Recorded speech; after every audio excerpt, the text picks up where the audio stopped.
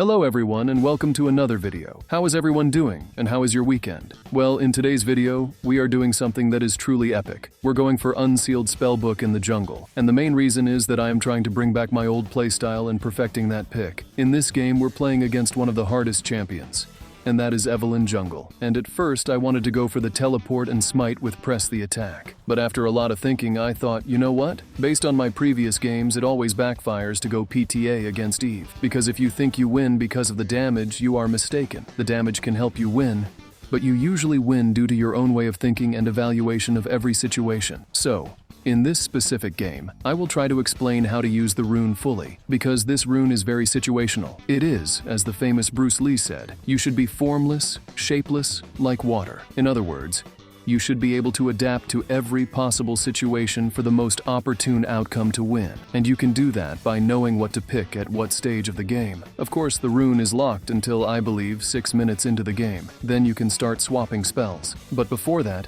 you are only stuck with the first spell that you can use. And I believe that you should always go for Flash. In some situations, Ghost is much better than Flash, and I can sum the situation up in one word: when the enemy doesn't have crowd control at all or mobility. But if you take Flash, you don't lose much. You just are in a safer situation, and you can get Ghost later on. But for the early play, pressure is key here because we are going to be very aggressive from the start of the game. We are not going to wait for the rune to unlock. Volibear gives you that edge in the early game. We have a click on stun. But other than that, this rune will test your mettle as a player and decision maker at all stages of the game. Now, for our rune specifically, I believe you can go for anything that makes your playstyle stronger. In my situation, and I can only speak for myself, I went for Overgrowth for stacking HP and Demolish, so the teleport later on will be very strong for taking towers. That rune is only useless when there are no towers in the game, but that case is very rare. On the other side, we have Biscuits. Biscuits give health regen and permanent HP, and 3 biscuits will give you 90 extra health. We also have Approach Velocity,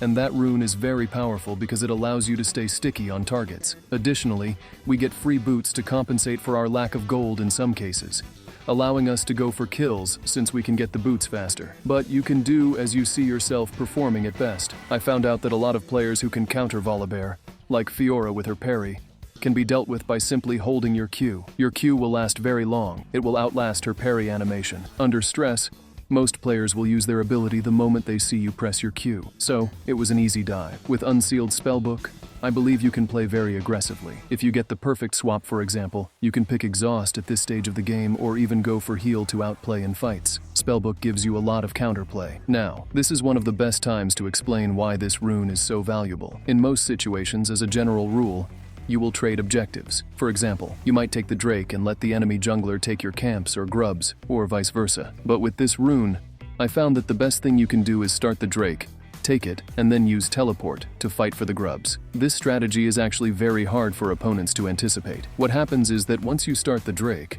both sides will be around trying to bother and stop you. However, in most cases, you would have prio, and the moment you teleport to the other side, you already know exactly where everyone is. The funny part in this situation is that the Herald play is one of the most crucial plays in the whole game. Sometimes, if someone else besides you uses the Herald without prior knowledge of how to use it, the play will backfire. In this specific situation, the team got caught, and we didn't use the Herald properly. At that moment, I instantly started backing because I didn't want to be part of a bad play. Sometimes, not participating in a bad play is a good play in itself, and we should be prepared for that. Additionally, we should always remind ourselves that if our team doesn't have a tank, and we are not playing tank-focused champions, any misstep or slight misjudgment in our decisions will cost us heavily. If the call is wrong, we will lose a lot, and likely die instantly, even if we are with our team. I decided to go with Hextech Protobelt for one specific reason. I am seeking utility in this game. Mainly, the choice was between Protobelt and Cosmic Drive. Once you go with Protobelt, you should focus on aggressive items depending on the match and situation. For example,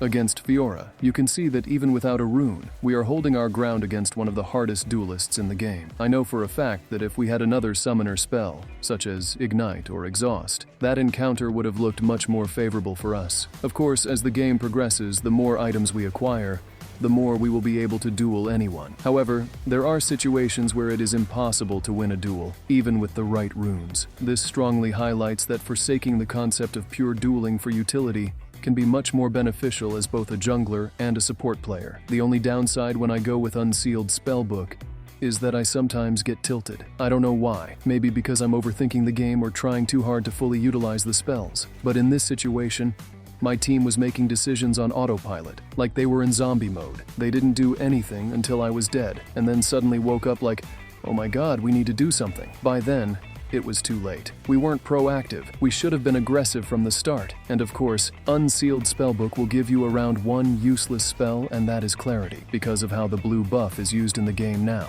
Everyone can get it after the 20-minute mark. But other than that, all the other spells are very valuable. In the late game, I can say for sure that 2 spells hold the most value: Teleport and Cleanse. What will happen is that any team will invest a lot to catch you, and with Cleanse, you can escape very sticky situations. One of the hardest parts of the game is dealing with those situations. The second important spell is Teleport. In other words, you need to use Teleport around the 10-minute mark to get your spell back in the late game. And with that mindset, if you're playing a losing game, there's hope. If you're patient enough to reach your 4 items and get your Teleport back, there's a chance you can turn the game around. That will be one of the best moments of your life in Ranked.